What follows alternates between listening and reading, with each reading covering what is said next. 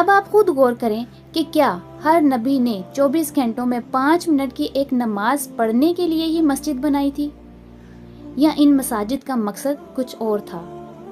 ابراہیم علیہ السلام کی مثال ہم سب کے سامنے ہے۔ وہ کتنی نمازیں پڑھتے تھے؟